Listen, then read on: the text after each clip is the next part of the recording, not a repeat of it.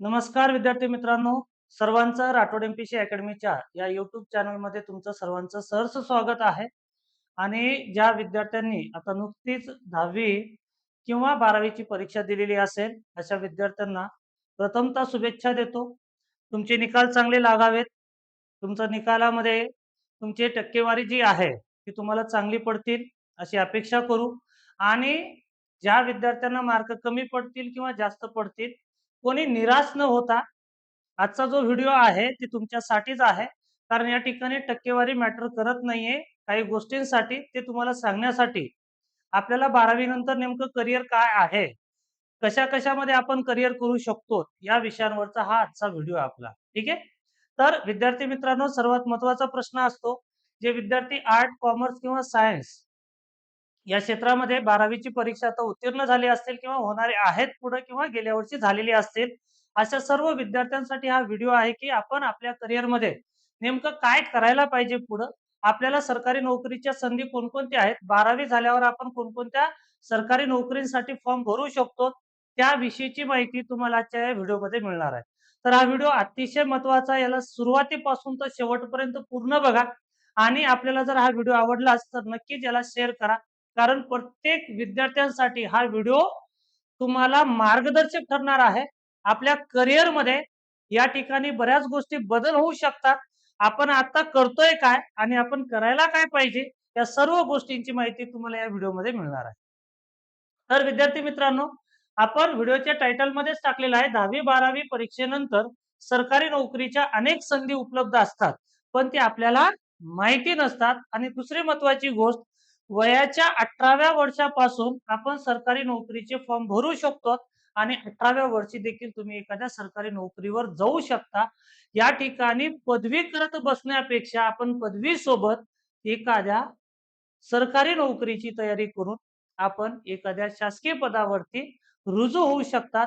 ही संधी तुम्हाला आता उपलब्ध आहे. आणि आता इथून पुढे तुम्ही कोणकोणते फॉर्म भरू शकता, कोणकोणत्या परीक्षांची तयारी करू शकता, याविषयीचा हा मार्गदर्शक व्हिडिओ आहे.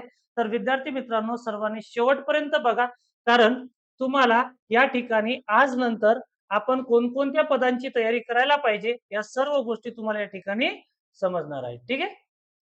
तर आपण अशा विद्यार्थ्यांसाठी ज्यांची 10वी आणि 12वी झालेली आहे, अशा विद्यार्थ्यांसाठी आता 10वी-12वी परीक्षेनंतर पुढे करायचंय काय? बरेच विद्यार्थी आम्ही बघतो, तर बरेच विद्यार्थी काय करतात, मोबाईल बघण्यामध्ये वेळ वाया घालवत बसतात. कारण आता परीक्षा संपली, काम नाहीये, मोबाईल बघणं, गेम खेळणं, मित्रांसोबत भटकत बसणं, या गोष्टी आपण करत असतो. रिकामे राहून चुकीच्या सवयी लावून घेत असतो.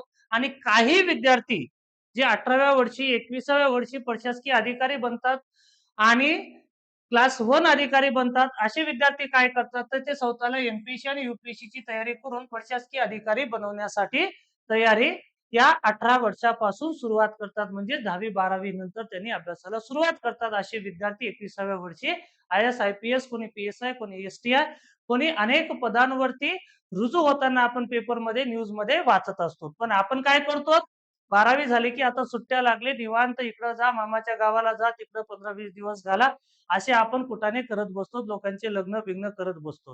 ठीक आहे? तर जे विद्यार्थी खरंच सीरियस असतात, ते असे कोणत्याही गोष्टीमध्ये वेळ वाया घालत नाहीत. ते काय तयारी करतात? स्पर्धा परीक्षेच्या तयारीला लागतात. तर विद्यार्थी मित्रांनो, निर्णय तुम्हाला घ्यायचा आहे, जिम्मेदारी आमची राहील शिकवण्याची आणि तुम्हाला मार्गदर्शन करण्याची.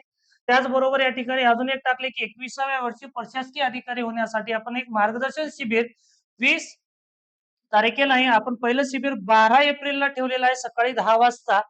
तर जे विद्यार्थी या शिबिराला येऊ शकतात, अशा विद्यार्थ्यांना प्रशासकीय अधिकारी class 1, class 2 officer, PSI, S-T-I, deputy collector असे लोक तुम्हाला या ठिकाणी येऊन तुम्हाला मार्गदर्शन करणार आहेत, की तुम्ही 12वी नंतर एमपीएससी, यूपीएससीची तयारी कशी करायला पाहिजे. आणि तुमचे काही प्रश्न असेल तर त्या प्रश्नांची उत्तरं देखील तुम्हाला या शिबिरामध्ये मिळणार आहे.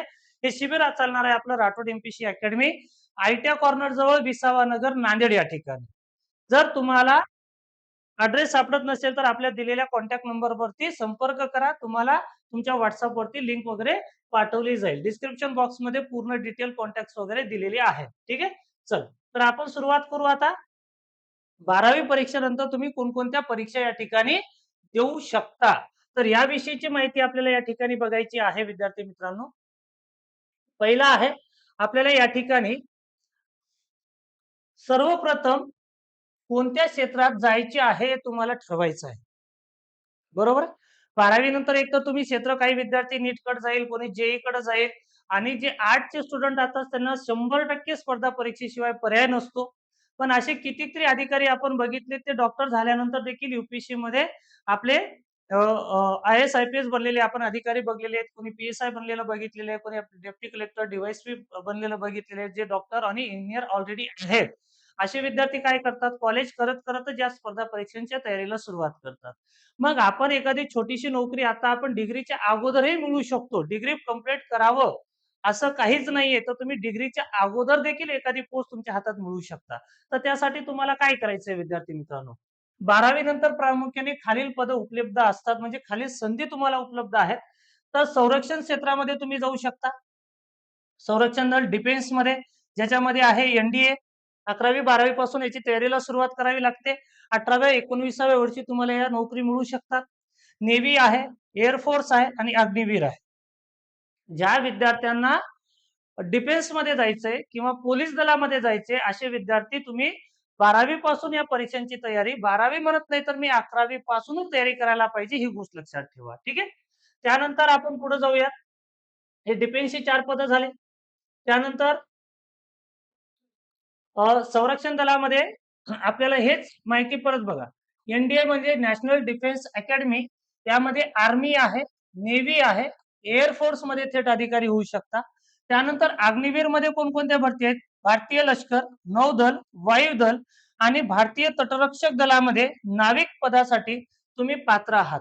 तर हे जे सर्व मी या ठिकाणी तुम्हाला पदांची, आता तुम्हाला फक्त मी कोणकोणत्या भरती तुम्ही या ठिकाणी देऊ शकता, तुम्ही 12वी नंतर कोणते फॉर्म भरू शकता, कोणत्या पदासाठी तुम्ही पात्र आहात, या गोष्टींची माहिती. त्यानंतर तुम्हाला मी एक भरतीची सविस्तर माहिती, त्यांचा अभ्यासक्रम, त्याची तयारी कशी करावी याची व्हिडिओज तुम्हाला कंटिन्यू आपल्या YouTube चॅनलवरती मिळत राहते. सर्वांनी सबस्क्राईब करून ठेवा, जेणेकरून येणारे व्हिडिओची नोटिफिकेशन तुम्हाला पूर्वच कळून जाईल की या ठिकाणी या पदासाठीचा व्हिडिओ पडलेला आहे, ते तुम्ही बघू शकता. ठीक आहे.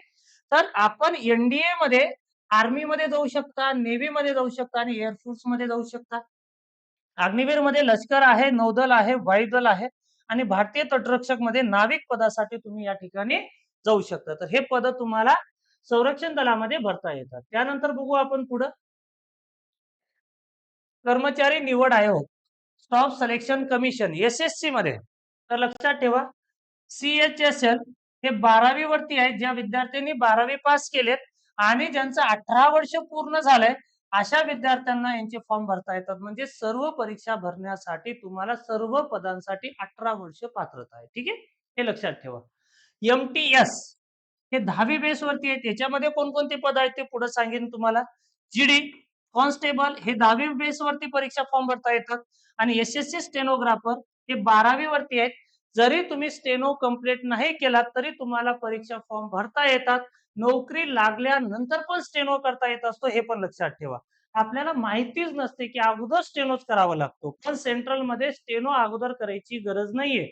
तुम्ही पहिल्यांदा परीक्षा पास व्हा, नोकरीवर जा, तिथून तुम्हाला मुदत दिली जाते स्टेनोसाठी, त्या स्टेनोच्या मुदतीमध्ये तुम्ही नंतरही स्टेनो करू शकता. तर विदाऊट स्टेनो देखील तुम्हाला स्टेनोग्राफर होता येते, ही गोष्ट लक्षात असू द्या. एसएससी मध्ये तुम्हाला एवढे पद आहेत जे की 12वी आणि 10वी बेसवरती परीक्षा फॉर्म भरता येतात. मग याच्यामध्ये कोणकोणते पद येतात विद्यार्थी मित्रांनो ते बघू आपण. यामध्ये येते बघा, आता सीएचएसएल मध्ये कोणकोणते येतात, तर हे आहे कंबाईन्ड हायर सेकंडरी लेवल. हायर म्हणजे 12वीच्या वर, म्हणजे 12वी पास विद्यार्थ्यांसाठी आहे. हायर म्हणजे 12वी पास. ठीक आहे. तर याच्यामध्ये एलडीसी नावाचं एक पद आहे, डेटा एंट्री ऑपरेटर नावाचं एक पद आहे आणि ज्युनियर असिस्टंट नावाचे पद आहे. ते सगळे पद 12वी बेसवरती आणि दरवर्षी खूप सारे जागा यामध्ये निघत असतात. ठीक आहे. यांचा अभ्यासक्रम काय असतो, तयारी कशी करायची असते, कोणकोणते विषय असतात, या विषयीची पण माहिती मी तुम्हाला पुढे देणार आहे. एसएससी जीडी हे तुम्हाला 10वी वरती आहे. यामध्ये बीएसएफ, सीआयएसएफ, सीआरपीएफ या पदांसाठी तुम्हाला 10वी बेस वरती परीक्षा फॉर्म भरता येतात. ठीक आहे. त्याच्यानंतर इथं सांगितले तुम्हाला आता स्टेनोग्राफर. तुमचे स्टेनो झालेले असेल तर ग्रेड सी आणि ग्रेड डी साठी अर्ज करू शकता. मी अजून एक सांगितलं, स्टेनो नसेल तरी चालतं, ते आपल्याला नंतर करता येते. ठीक आहे. आणि SSC MTS multi tasking stop शिपाई किंवा इतर तत्सम पदांसाठी हे देखील तुम्हाला 10वी वरती परीक्षा देता येते. तर विद्यार्थी मित्रांनो, आपण काय करत बसतो, 10वी झाली की आपल्या डोक्यात 12वीच असते. 12वी झाली की आपल्याला डिग्री करायची असते. त्याच्यात आता 3-3, 4-4 वर्षाची डिग्री करता. तोपर्यंत आपलं वय होऊन जातं 24-25 वर्ष. त्यानंतर कळतं की अरे नाही, आपण चुकलो, तर आपण स्पर्धा परीक्षेची तयारी कॉलेजपासून जर केला असतं तर आज आपल्या हातात एखादी नोकरी राहिली असती. हे आपल्याला कधी कळतं, वेळ गेल्यावर. त्यासाठीचाच हा व्हिडिओ आहे. म्हणून सांगतो की व्हिडिओ शेवटपर्यंत बघा. तुमचं करिअर या व्हिडिओमुळे बदलू शकतो, ही पण गोष्ट लक्षात ठेवा. जे विद्यार्थी इथून पुढे 3 वर्ष डिग्री करण्यासाठी घालणार आहे, ते विद्यार्थी कुठेतरी चालून पुढच्या वर्षी नोकरीवरती असतील, ही पण गोष्ट लक्षात ठेवा. म्हणून तुम्हाला हे सगळ्या गोष्टी सांगतोय. नेक्स्ट, आता पुढची भरती आहे बघा, रेल्वे भरती. रेल्वेमध्ये आपण 12वी बेसवरती कोणकोणत्या परीक्षा देऊ शकतो बघा. 12वी बेसवर खूप मोठ्या भरती निघतात. त्याच्यामध्ये एक तिकीट क्लर्क, एकदम भारी. तुम्हाला माहिती आहे, सर्वांनी आपण रेल्वेमध्ये बसलेले आहोत. टीसी येतो बघा. तसे पद तिकीट क्लर्क आहे, कमर्शियल क्लर्क आहे आणि ट्रेन क्लर्क आहे. म्हणजे ऑफिस मधले क्लर्क असतील, ट्रेनचे क्लर्क असतील, असे वेगवेगळे पद रेल्वे डिपार्टमेंट मध्ये आहेत, जे की 12वी बेसवरती आहे. त्याच्यानंतर असिस्टंट लोको पायलट, हे 12वी सायन्स किंवा आयटीआय असेल अशा विद्यार्थ्यांसाठी ही पात्रता आहे. काय पाहिजे, असिस्टंट लोको पायलट साठी सायन्स ज्यांची झालेली आहे अशा विद्यार्थ्यांसाठी 12वी बेसवरती असिस्टंट लोको पायलट. त्याच्यानंतर रेल्वे सुरक्षा बल कॉन्स्टेबल पद, म्हणजे रेल्वे पोलीस ज्याला आपण म्हणू, हे देखील पद तुम्हाला 12वी बेसवरतीच आहेत. एक गोष्ट लक्षात असू द्या. त्यानंतर आपण जाऊयात पुढे, बँकिंग. तर ज्याला बँकिंग क्षेत्रामध्ये जायचंय, जे कॉमर्सचे विद्यार्थी असतील, कॉमर्सचे विद्यार्थी, अशा विद्यार्थ्यांसाठी, कॉमर्स क्षेत्र ज्यांचं आहे, जे कॉमर्समध्ये 12वी केलेली आहेत आणि कॉमर्समध्ये डिग्री करणार आहेत, अशा विद्यार्थ्यांसाठी 12वी बेसवर देखील खूप साऱ्या जागा निघतात. पण काही जागांसाठी पदवी लागते, पण काही जागांसाठी 12वी बेस लागतं. तर ही गोष्ट लक्षात ठेवा. आयबीपीएस किंवा आयबीपीएस मध्ये एसबीआय क्लरिकलच्या जागा निघतात. त्यामध्ये देखील तुम्हाला आपलं करिअर बनवता येतं 12वी पासूनच. ही एक गोष्ट लक्षात असू द्या. त्यानंतर आपण पुढे जाऊयात. महाराष्ट्र राज्य शासन म्हणजे आपल्या महाराष्ट्रातल्या भरती. आता आपण सेंट्रल मधले बघितलं, आता महाराष्ट्रातले बघू. महाराष्ट्रामध्ये आपल्याला कोणकोणत्या पदांसाठी फॉर्म भरता येतं. स्टेट गव्हर्नमेंट, तर त्याच्यामध्ये आहे पोलीस भरती. सर्वांनाच माहिती आहे 12वी नंतर पोलीस भरती होतं, पोलीस शिपाई आणि चालक पदांसाठी.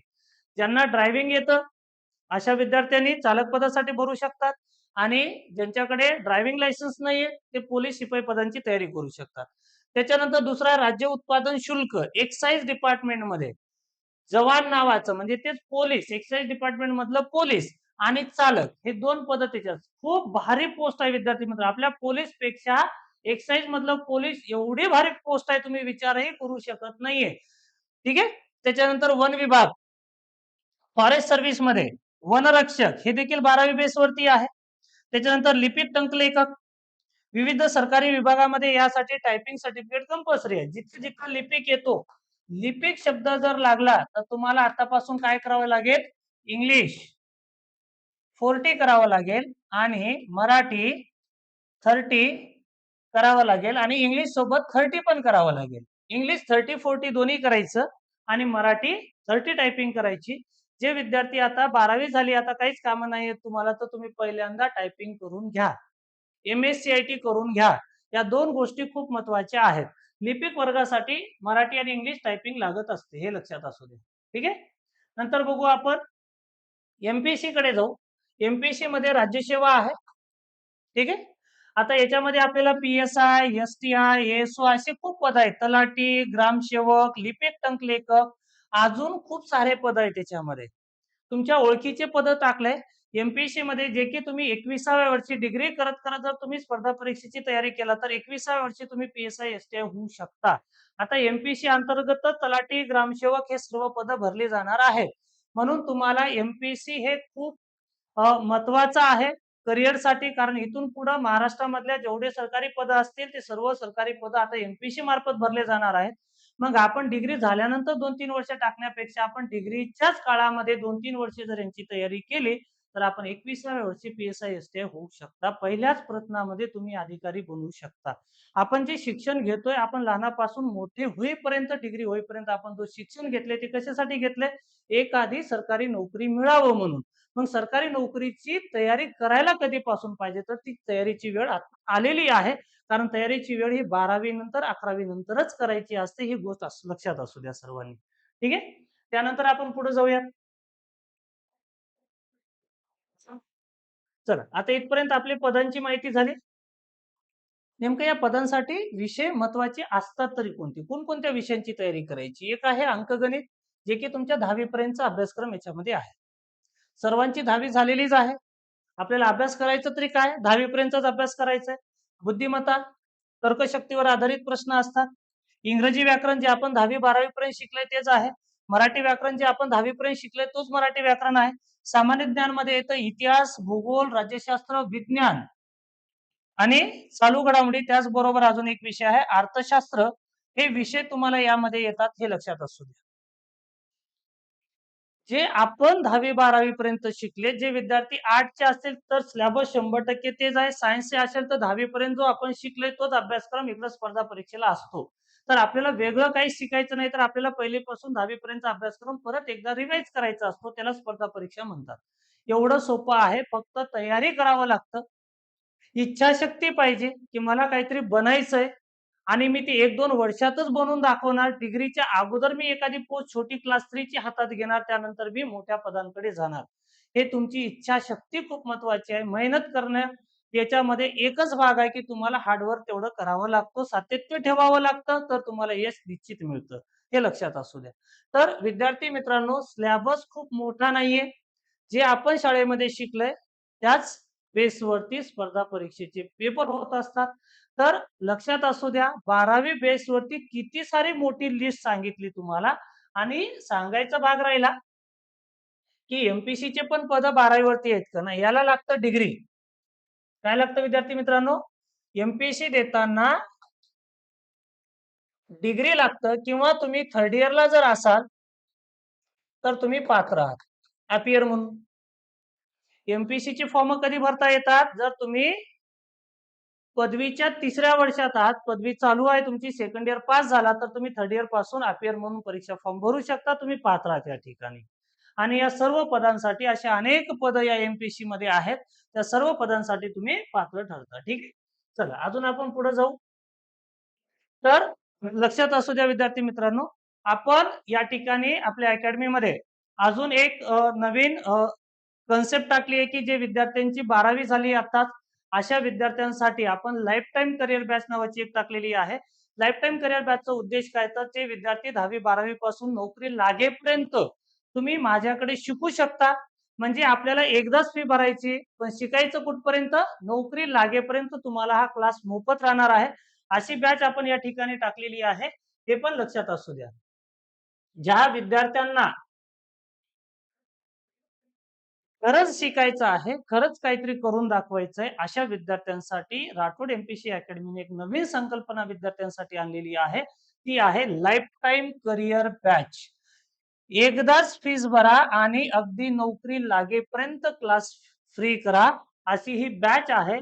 तर आता ज्या विद्यार्थ्यांना जर वाटतं आपण क्लास करावं किंवा आपल्याला क्लास सोबत आणि कॉलेज करत करत क्लास पण करावं आणि येणाऱ्या 10वी 12वी बेसवरच्या ज्या सरकारी नोकऱ्या आहेत त्यांची तयारी करावं, अशा विद्यार्थ्यांनी आपल्या अकॅडमीशी संपर्क साधा. नांदेड या शहरामध्ये आयट्या कॉर्नर जवळ हे आपलं क्लास आहे, विसावा नगर या ठिकाणी. ज्या विद्यार्थ्यांना अजून काही माहिती हवी असेल तर तुम्हाला डिस्क्रिप्शन बॉक्समध्ये मोबाईल नंबर दिलेले आहेत किंवा या ठिकाणी तुम्हाला मोबाईल नंबर दिसतोय, त्या मोबाईल नंबरवरती तुम्ही कॉल करून विचारू शकता. अधिक माहिती पाहिजे असेल तर हे घेऊ शकता. तर अशा पद्धतीची जे तुम्हाला 12वी बेस नंतर ज्या गोष्टी महत्वाच्या आहेत, ज्या गोष्टींची तुम्हाला गरज आहे, ज्या गोष्टी तुम्हाला समजायला पाहिजेत, यासाठीचे व्हिडिओ इथून पुढे येत राहतील. मग आज तुमच्या या व्हिडिओमध्ये, आजच्या व्हिडिओमध्ये आपण पदांची माहिती बघितली, की तुम्ही कोणकोणत्या परीक्षेसाठी पात्र असता. यानंतरचे व्हिडिओ येतील त्यांचा अभ्यासक्रम त्याचं काय-काय बुक लिस्ट आहेत, कोणती पुस्तकं वाचायला पाहिजे, तयारी कशी करायला पाहिजे, या सर्वांची माहिती तुम्हाला इथून पुढे आपल्या YouTube चॅनलवरती मिळत राहतील. तर सर्व विद्यार्थ्यांना माझी सूचना की जर तुम्हाला हा व्हिडिओ आवडलाच असेल तर नक्कीच शेअर करा. कारण हा व्हिडिओ प्रत्येक 10वी-12वी च्या विद्यार्थ्यांपर्यंत पोहोचला पाहिजे. कारण या गोष्टी विद्यार्थ्यांना समजत नाही की आपण नेमकं कोणत्या भरतीची तयारी करायला पाहिजे. या विद्यार्थ्यांसाठी हा मार्गदर्शक व्हिडिओ आहे. त्यासाठी सर्वांनी हा व्हिडिओ शेअर करायला विसरू नका. धन्यवाद विद्यार्थी सर्वांना पुनश्च एकदा खूप साऱ्या शुभेच्छा. तुमच्या निकालासाठी तुमचे निकाल चांगले लागोत यासाठी आपण प्रार्थना करूयात आणि आपण या ठिकाणी थांबूयात. धन्यवाद विद्यार्थी.